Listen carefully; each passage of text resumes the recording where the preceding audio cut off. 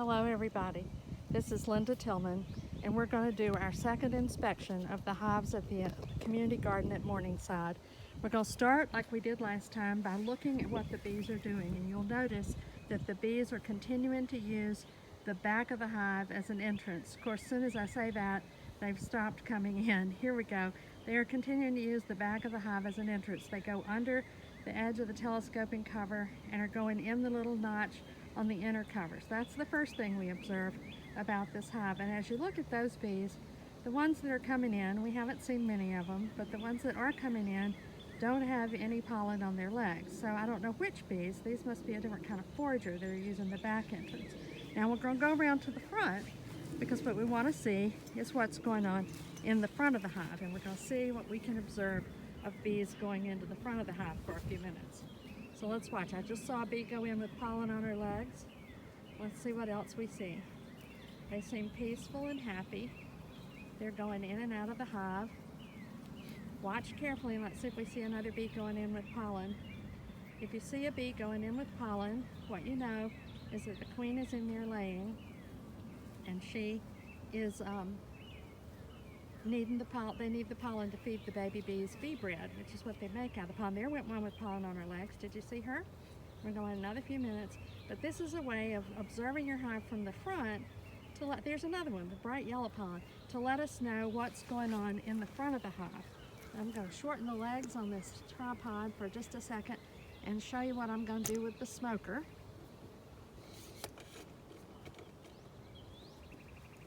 The smoker is an important part of beekeeping, and you should light your smoker before every hive inspection, but you don't necessarily need to use your smoker in any kind of a vehement way during a hive inspection. It's there for if there's a problem, but mostly what I do with the smoker is what I'm about to do. I'm going to take the smoker, here it is, burning beautifully, and go puff, puff, puff at the front door and then set it down in front of the front door. That's my way of saying to the bees, something's about to happen, but I'm probably not going to use it a lot, and I'll show you why in just a minute.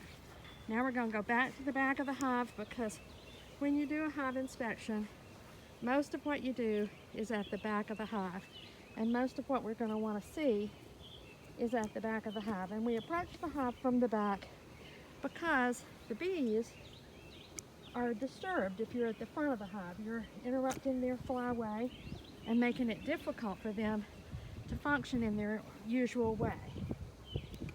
It's hard to do this by myself because, because of COVID-19, I'm unable to have you all here, so I have to be both the camera person and the person narrating what's going on. Now let's see, I think that's where we want it. Okay, so now we're going to start the hive inspection. Now this hive is a swarm that I caught in Inman Park, and it's been here now about 3 weeks.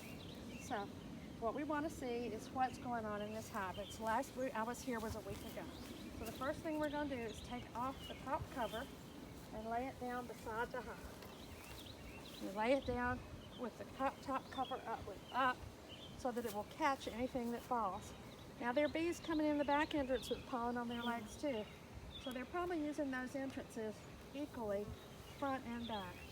Now take the inner cover off, and because I want to keep the bees as calm as possible, I'm going to cover this box up with what I call a hive drape.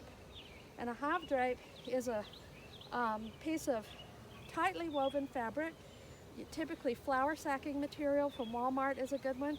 If you have towels that are loopy, the bees have so many hairs on their body that they get caught in the loops of fabric, so you don't want loopy towels. So now I'm going to go to the other side of the hive because I want to look at this box and see what do I see. And I've brought with me a frame rack. The bees know I'm here. They're buzzing and are not thrilled about it.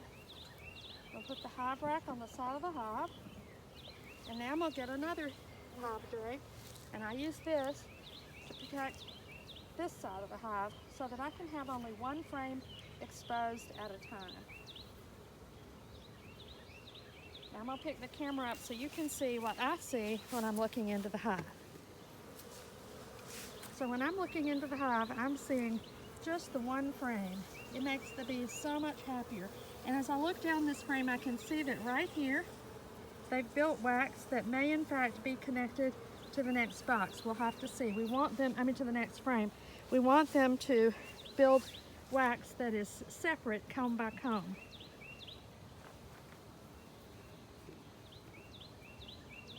So now I'm going to take that frame out. Now this is the second frame from the edge, frame 1, frame 2. I always take out frame 2 or frame, I use 8 frame boxes, or frame 7. So maybe either take out 2 or 7, because what that means is that's the last frame I'm going to put back in the hive. And when you put that frame back into the hive, the bees on either side of the frame are rolled against other bees who can move out of the way. If you put in the first frame as the last frame into the hive, it's being pushed against the hard wood of the hive and kills bees. I don't want to kill bees if I can help it. So I pull this frame out gently, gently to see what's going on. And they're building wax on this frame. This is new wax. I'm going to come over here and show you. I think I'm going to stand on the other side of the camera so I can see what you can see. It's hard in this bright light. So there's new wax that they're building. Now I use foundationless frames, and as a result, they can build whatever size comb they want. Sometimes they build large comb for storing honey, and sometimes they build small comb for storing brood, for growing brood. This is more brood-sized comb, and if I put my back to the sun, I'll be able to see if the queen has started using this comb, to see if I can see any eggs in it. And I'm going to blow. I won't give them COVID-19. I'm going to blow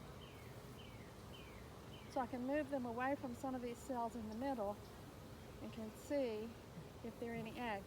Often when they build their own wax, the minute they're done, the queen is on it and using it, but she is not using this yet. Now I'm going to hang this frame on the side of the hive so that I have a little more room to move in the box.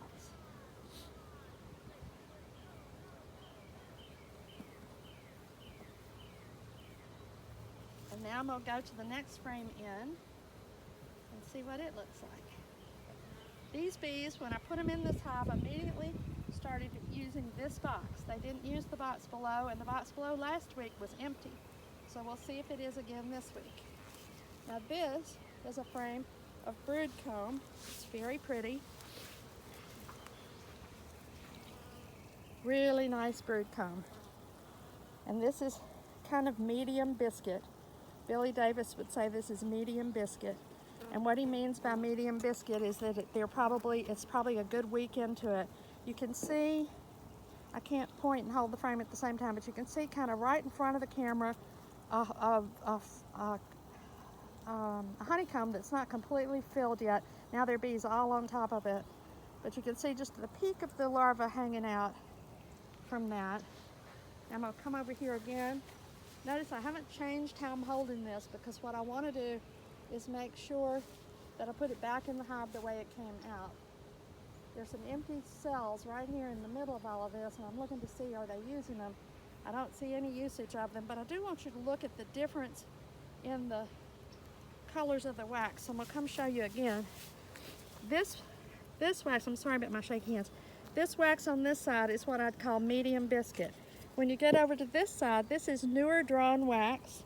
And this wax is what Billy Davis would call light biscuit right in here, because it has been just recently drawn and just recently capped. So in this frame, the brood is going to come out that's in the middle and the right side in my hand of the frame before it comes out on the left side, which is where the newer comb is. I'm going to look at one more frame in this box just to make sure they're still doing okay.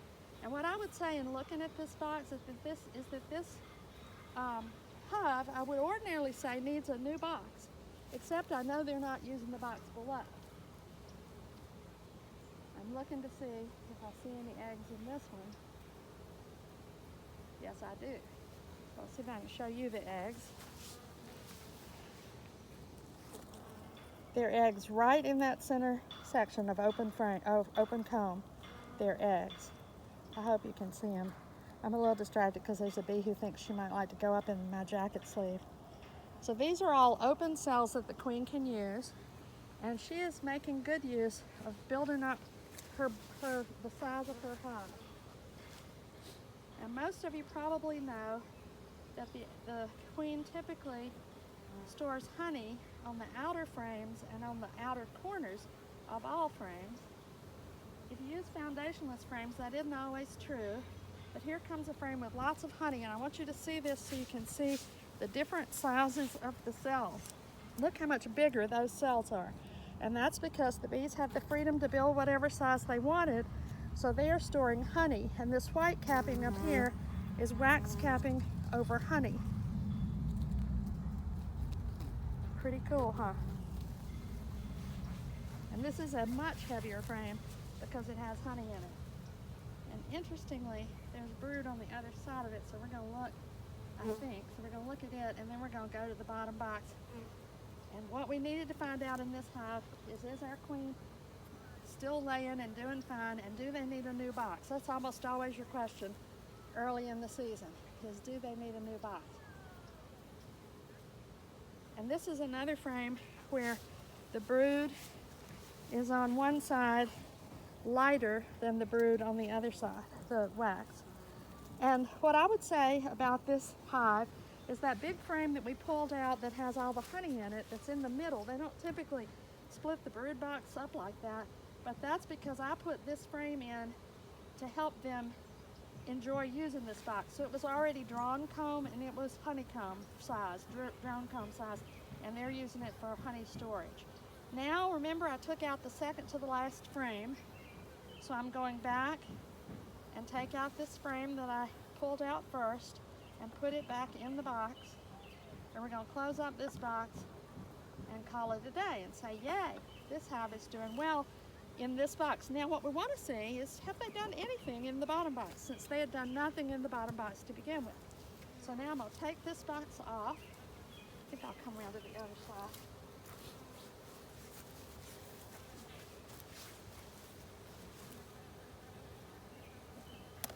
So I'm going to lift this box off and put it, oh, it's heavy because of that honey, and put it on the inner cover and look and see what's happening in this bottom box. And what's happening in this bottom box is nothing. I'm going to cover it up and pull out the frame. Last week when we came, what we discovered was that I had put this box on without anything to help them get to the top. And bees in foundationless boxes need what's called a ladder to help them get to the top. So I had put in, oh no, that's the other box. So this box has one frame that they're drawing comb on, and I think it was the old comb. I always try when I put in a box of foundationless frames to make sure that I have one frame in there with honeycomb already on it. And this is that frame. And it had big comb on it, and so they're using it for honey, which is fine. It's a little unusual. Hives don't typically store honey below the brood, but they are inspired to use this box, and I'll show you how I know that. Because when I pull this frame out, look at there. They're building new wax on it. And are they using it for anything? Oh, just building it. Oops. Beekeeper falls over in the middle of the inspection. Okay, so we're going to put this hive back together and check on our other hive.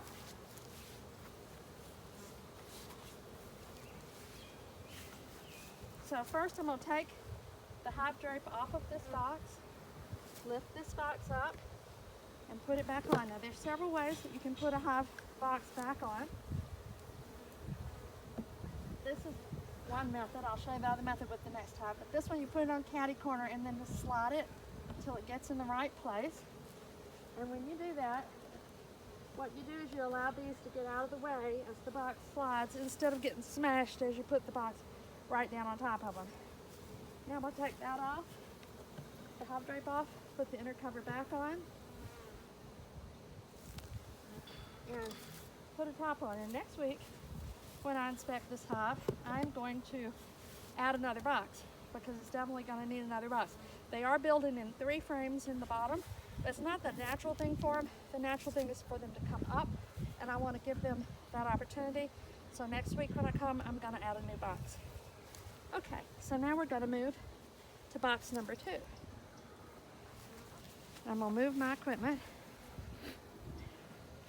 over to box number 2. Make sure this is still going. It is. Okay. So we're going to box number 2. I'm going over here to gather everything up. It's easy to lose hive tools, smoker, and everything else when you go on an inspection. So very important that you gather up your gear. This morning I couldn't find my smoker fuel. And I had inspected 2 hives yesterday in my front yard. And I looked out in the front yard and I thought, what is that sitting over there by that hive? And it was my smoker fuel that I had left out in the yard all night long. But it lit the smoker just fine. Okay, so again with this hive. Now this hive is a nuke that I got from Brandon Ty for the MABA hive inspections. So we'll watch the front of it for a few minutes and see what we see going into the hive. So everybody watch for bees coming in with pollen. There's one. Did you see her? You have to watch quick. There's another. There's another. The other thing that we want to see is what we do see, which is they're energetically coming in and out of the hive. Go, another one, another one. They're coming in and out of the hive real quickly because another one, they've got lots of jobs to do. They're trying to keep the brood, here's another one, trying to keep the brood and queen happy and well fed. So they're just going to town. And some of you may be wondering, why do I have an entrance reducer?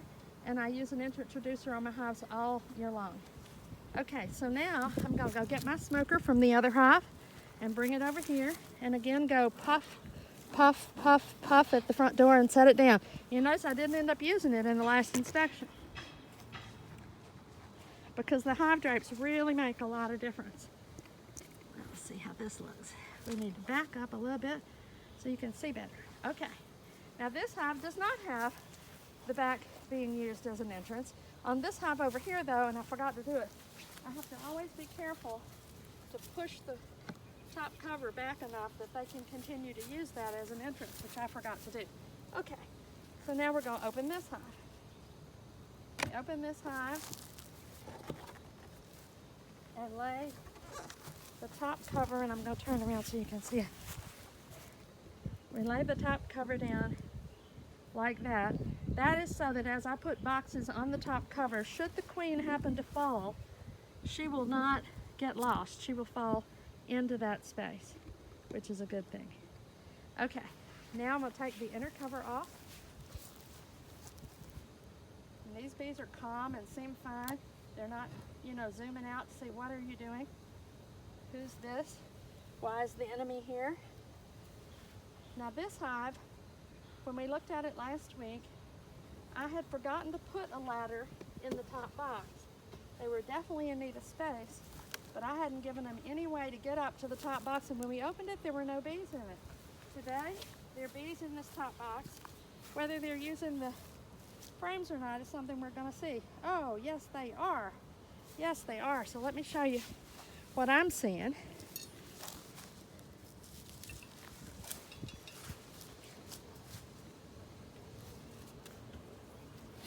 Can you see that? You see the white wax being used, being drawn out? And there was no frames were drawn out in this box last time, 0. So we were very disappointed and worried and didn't know how to think about it. But today, they've happily come up here. I mean, there's nectar flowing and food for the bees to get, and they are getting it, and I'm happy about that. So again, I'm putting the frame rack on the side of the hive. Again, I'm using my hive drapes. These hives are on a hill. It's not exactly hilly, but it's easy for an old lady like me to lose her stance. Okay, again, I'm going to take out the second frame from the end of the hive. So I go in here and I loosen it up on this end. This time of year, when it's this warm, the propolis usually isn't all glued to the hive, so it's pretty easy to lift your frame out. The question in here is going to be, have they hooked it across? They don't need cross comb, and they don't seem to have, but it feels like I'm breaking up their comb, but I guess I didn't. Okay, this is one. Oh, let me show you this. This is one that I put in last week. Those bees are doing what's called festooning, and they're hanging from each other as they're making wax. How cool is that? So they're storing honey in these cells, and this is a comb I gave them last week. And I'm going to put this one on the side of the hive while we do this inspection of this box. Now, the hive drape does another thing too, which is that it calms these bees that are on the frame also, because it's hanging over them and kind of keeping them protected as well. Now, this frame is one that had no honeycomb in it last week. None of them did. And I put in 2 frames with drawn comb. So we're going to see what's going on in this frame. Look at here. And they did that just since last week. And they're making giant cells for honey on one end of this, and their eggs on the other. Very cool. So their eggs on this end, and then see how much bigger the honeycomb is on this side, and they're going to store honey over there. So they've just made that wax and used it since last week. Now this next frame is one that I think I gave them. I gave them 2 and 4. One, two, 2, 3. Yeah, this is one I gave them. So it was partially drawn from a hive that died last winter. No, maybe not.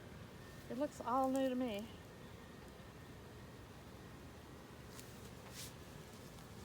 I'll let you see that. I'm not really looking for the queen. We've seen eggs. We don't need to see the queen. It's hard on the hive to go through everything just to see the queen. So I don't ever do that. If I see the queen, hooray, but I don't kill myself to see the queen, as long as I can see proof that she's in the hive and thriving, and she clearly is, because we saw eggs. And here's what the wax looks like when they first start building it. And I'm going to show you this one too, because it's very cool.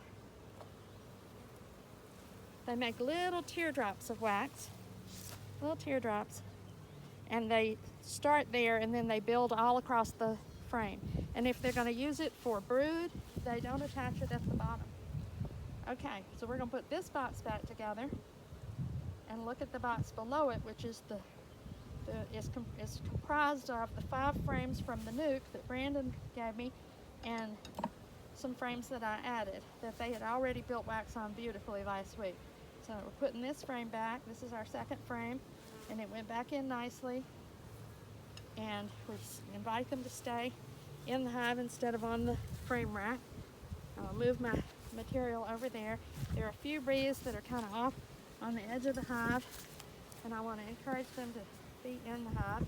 And then I'm going to take the hive drape and cover the hive up. I'm going to put this on it to help keep it there, because this is windy up here. Typically, I wouldn't be walking around the front of the hive the whole time, but I don't want to stick my rear end in your face as I go past you. So I'm walking in front of the hive, but you should walk in the back. This one off the hive. Oh. And we'll cover this one up with a hive drape. And we'll get another hive tool, because the wind is blowing and I don't want to have a mess of hive drapes flying all over the place, which is what we had last week. Okay, so now again, I'm going to start with the second frame from the end. So we go around here and put the frame rack on so that it will hold the second frame from the end. Now this was a 5-frame nuke, and I'm using 8-frame boxes. So this frame on the side of the box is number 8, but number 7 is one of the 5 frames that came with the hive. It's plastic, I don't ever use plastic in my house because you don't find plastic in nature. And I don't think it's natural for bees and they don't like it. But nukes typically come with plastic and foundation and all the stuff I don't use. So, and they may not be happy because maybe I just pulled up the frame with the queen on it. There's an awful lot of nice brood in here.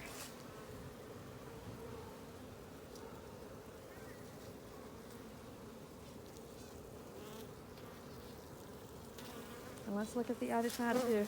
Y'all watch and see if you see the queen. I'm not looking because I'm looking at what am I showing you. So that's a beautiful frame.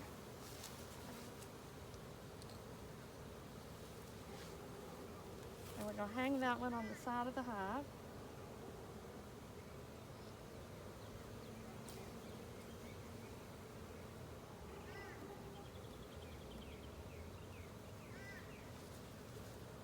And let's see what else we got. Okay, this one also is one of the frames that came with the nuke.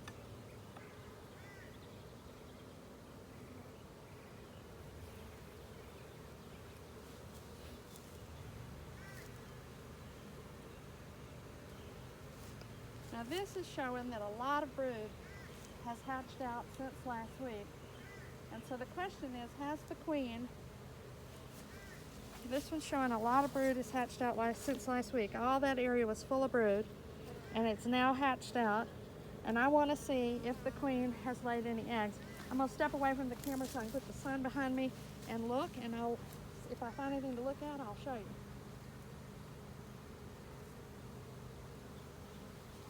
Shoot. Well, I'll give you a view of it for just a minute while I try to get the sun behind me. It's right in the middle of the day. Okay, she's making great use of these frames. There are eggs right in there. Don't know if you can see them, but I hope you can. So she immediately, as soon as the brood hatched out, she immediately went back to work to fill that space with more brood, because her goal is to build up her hive as fast as she can before the nectar flow starts. And the nectar flow actually has not quite started yet. It starts with the bloom of the tulip poplar. Now we'll look at the next frame. I typically wouldn't do this because, like I said, I've already satisfied my need for the hive inspection, which is the queen laying? Yes. Is she laying well? Yes. Are they looking healthy? Yes. So there's really no need to keep looking, but I'm gonna let you keep looking. So here you go, keep looking. So another frame. This is one of the original brood frames from the nuke. I'm gonna turn it over and look at it. It's a beautiful brood pattern. It's 1 o'clock in the afternoon, and it's really, the sun is really something, so it's harder to see inside the cells. But you'll notice down here at the bottom of the frame, those are drone brood. Those big fat pokey out things that look like bullets, those are drone brood, and drone stays in the frame in the capped state. It takes them 23 days to hatch, so they're not here yet. So a lot of the brood that was here last week is already hatched out, but not the drone brood. Now I expect these next two, which are part of the original nuke, look pretty much the same, so we're going to skip them so we don't disturb the bees any more than we have to. So I'm just going to move them over so that I can look at one of the frames more on the outside, and we can see what have they done with the frames that I gave them to start off with. They were empty frames. They were deep frames that had nothing on them.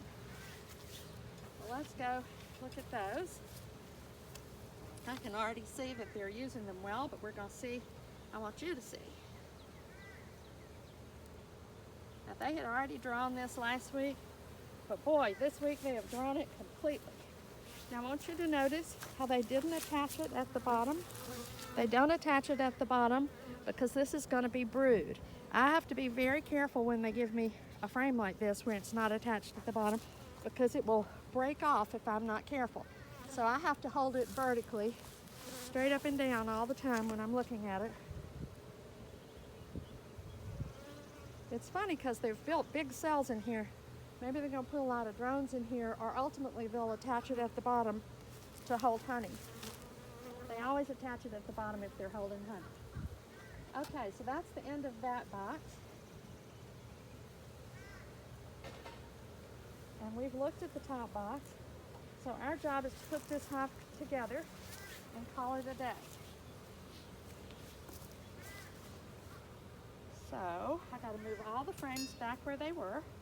I'll push these back over so that they're where they're supposed to be, and I'll keep them covered up so they stay calm. Push another frame over, and push another frame over. Actually, I'm gonna lift this one up. And move another frame over. And then here's where our, now see how much more anxious they get when I have them not covered up?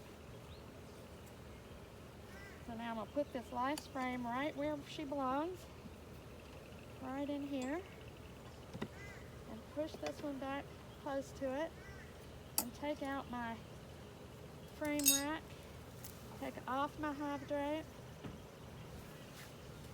and then I'll put the box back on it. So I'm gonna take the brush off of here, the hive drapes off of here, lift up this box. This time I'm gonna put it on with the bulldozer method. I'm gonna do it from the front, but ordinarily you would do it from the back. I'm gonna do it from the front so you can see what happens. So I'm gonna slide this on to the hive gradually. That way if there are any bees in the way, they can get out of the way. Sometimes you kill them right at the very end when they stick their heads up right over the opening. So I don't know if that happened. If it did, I'm sorry, I committed bee murder right in front of the camera. Yep, I think there's some of that.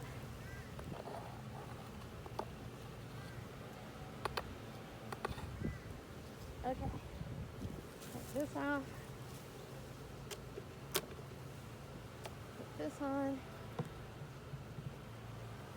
The cockroach body. Put the top back on. And we're done with our hive inspection until another week goes by. Thank you for observing. I look forward to talking to you about this.